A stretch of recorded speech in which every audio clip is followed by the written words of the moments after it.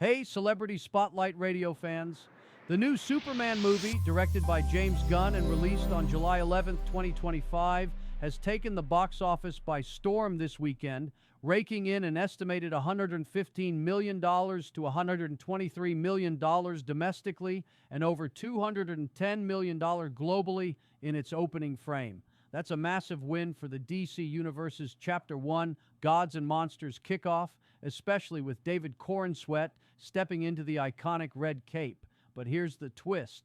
Reviews have been far from glowing, hovering around a mixed 82% on Rotten Tomatoes, with some critics calling it mediocre or a colorful mess. So, what's driving this superhero to such a strong start, despite the lukewarm reception? Let's dive into the real reasons behind Superman's financial flight and what it means for your next theater trip. First off, let's talk about the elephant in the room, Superman himself.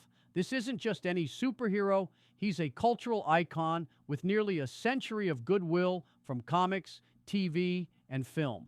For many, the Man of Steel's name alone is a ticket to the theater, regardless of reviews. The character's legacy, from Christopher Reeve's classic portrayal to Henry Cavill's gritty reboot, carries a built-in audience that's eager to see the next chapter.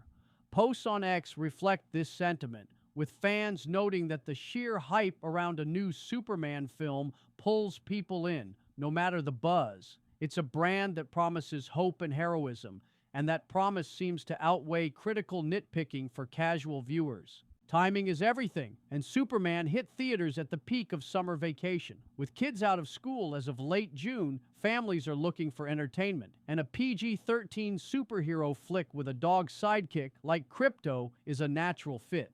Industry insiders suggest this summer break surge has boosted turnout, especially with early access screenings via Amazon Prime drawing in younger audiences. The film's kid-friendly appeal, highlighted by its action-packed visuals and lighthearted moments, likely turned it into a must-see event for parents and children alike. Common Sense Media even noted its charm for younger viewers, despite some intense scenes, making it a summer blockbuster candidate beyond the comic book crowd. Warner Brothers didn't hold back, pouring an estimated $150 million into a marketing campaign that included a Superman statue atop London's Shard and sold-out fan events. This blitz created a sense of event status, pulling in audiences who might not care about a critic's take. The nostalgia factor also plays a big role. Teasers featuring classic Superman vibes and cameos like Will Reeves' nod to his father. Christopher Reeve tapped into fans' emotional connection, even with mixed reviews citing a fast food vibe or over-reliance on humor. The marketing framed Superman as a return to form, and that's enough to get butts in seats. While critics have been divided, some praising Corenswet and Brosnahan's chemistry, others slamming the plot, audience scores tell a different story, with a 96% approval rating from early screenings. This gap suggests that fans are enjoying the film more than reviewers expected, and positive word of mouth is likely fueling the weekend haul. X posts hint at this, with some users marveling at the $22.5 million preview numbers despite lower theater attendance trends post-pandemic.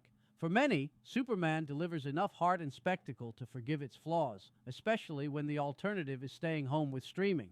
So why the disconnect? It's tempting to chalk it up to kids on break and blind loyalty to the Superman name, and those factors are definitely at play. But there's more to it. The film's $225 million budget means it needs to hit $500 million to break even, and with a global start exceeding $200 million, it's on track to at least clear that hurdle. This resilience could signal a hunger for superhero cinema after a shaky 2025 for Marvel entries like Thunderbolts. Maybe audiences are willing to give DC a chance to reboot, especially with Gunn's track record. Or perhaps the summer's flooded release slate, Jurassic World Rebirth, The Fantastic Four, First Steps, left Superman as the standout choice. For my money, I think it's a mix of all this. Kids and families are driving the numbers, but the Superman brand's pull and a killer marketing push are keeping the momentum. Reviews might not be great, but they've never stopped a good superhero flick from flying high when the timing's right.